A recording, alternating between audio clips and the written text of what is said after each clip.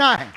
आप पर एक आरोप है कि आपका पॉलिटिकल झुकाव जो है वो एक पॉलिटिकल पार्टी की तरफ है। नो, बिल्कुल भी नहीं। ऐसा हमसे कहा सब जाता जुड़े हैं। हमसे हमारे मध्य प्रदेश के कांग्रेस के पूर्व मुख्यमंत्री कथा करवाते हैं, कमलनाथ जी।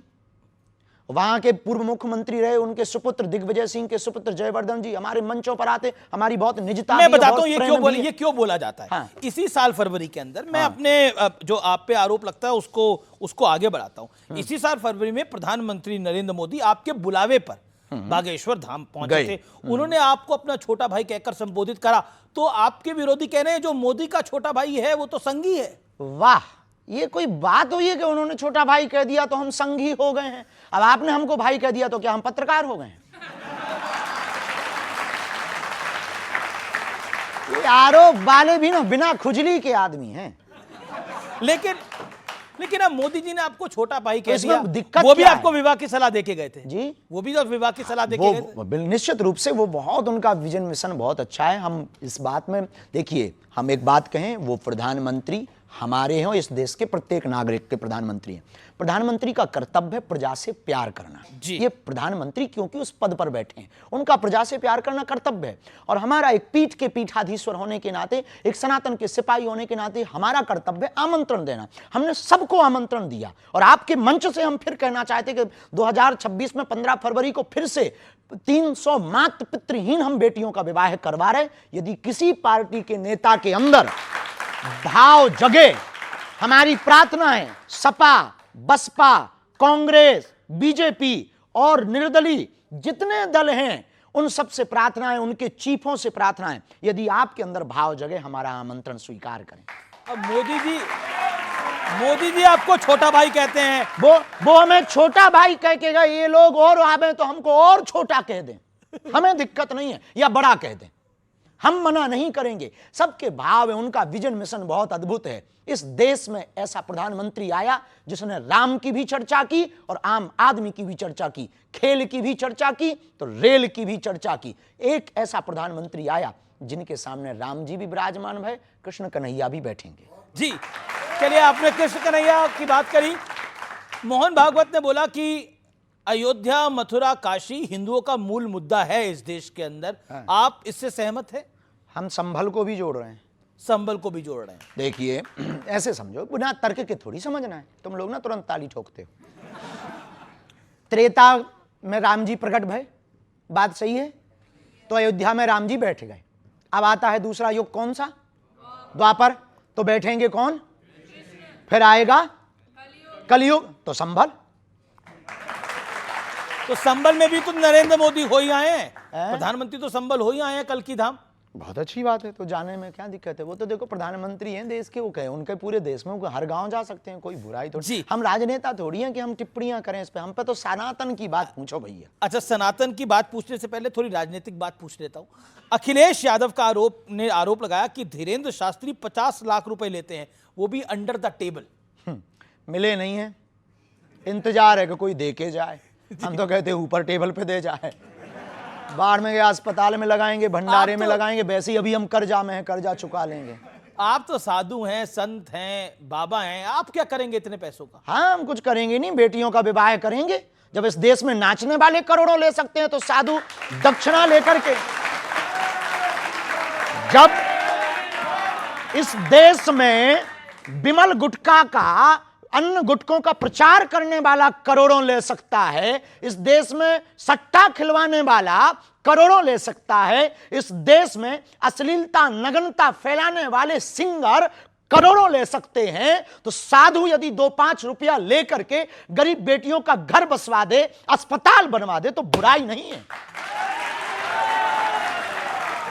देश के लोगों को दिल खोल करके करना चाहिए। हम चाहते हैं कि इस देश में हर व्यक्ति हमारे जैसा काम करे।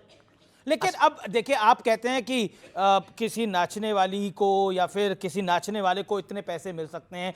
आपको इन नाचने वालों से, एक्टर से दिक्कत है क्या? संजय दत्त तो आपके दोस्त हैं। किसी से दिक्कत नहीं, वो हमारे सब प्रिय है, हमें दिक्कत नहीं है। हमें दिक्कत है ये जो बीच में बोलने वाले खुजली वाले हैं, उनसे। तो ये जो अखिलेश यादव जी का 50 लाख वाला बयान था, ये खुजली वाला है या दूसरा है? हम कुछ कह नहीं सकते, नेताओं पर हम कोई बयान देते नहीं, इस पर नेता तो आप पे देते हैं बयान। वो देते रहते हैं, चूंकि अपन तो साधु हैं, गंगा में तो सब स्नान करते हैं। अच्छा, ऐसा क्यों है? अखिलेश यादव भी आपको कहते हैं, तेज प्रताप यादव भी आपको कहते हैं, वो आपके बिहार दौरे से खुश नहीं थे। नहीं, ऐसा नहीं है।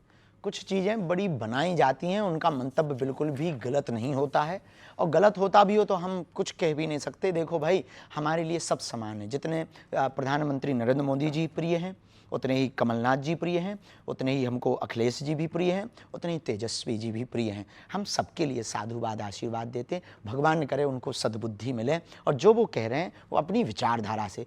कई बार ना जब ब्रीफिंग फीडबैक गलत पहुंचती है तब व्यक्ति कुछ भी बोल देता। अब तुम्हारे कान में आके कह दे कि बाबा जी तो गड़बड़ है, तो हम कितने भी बढ़िया बने रहे, पर तुम्हारा कान भरने वाला इतना बोल दे तो आप उसी नज़र से तो आपके बारे में कौन कान भर रहा है? हमें नहीं है पता है। अब वो जाने कि जिनके कान भरते हैं।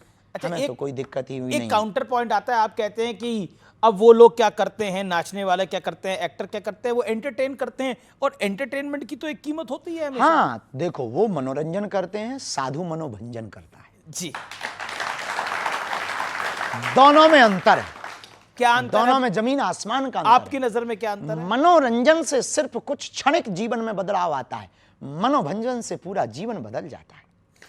जैसे महात्मा प्रेमानंद, जैसे जगतगुरु पूज्य रामभद्राचार्य और अन्य अन्य संत, कई बार हम भी सुविचार देते हैं, कई बच्चे उसको सुन करके। ऐसा क्यों है कि साधु संतों की बात कई बार वो बोलना कुछ चाहते हैं, कह कुछ जाते हैं, और फिर कंट्रोवर्सी हो जाती है? आपके साथ भी अक्सर कई बार हुआ है। हमारे साथ भी होता है। देखिए, अपने हर शब्द के अर्थ के अनेक शब्द के अनेक अर्थ, शब्दा नाम अनेका अर्था।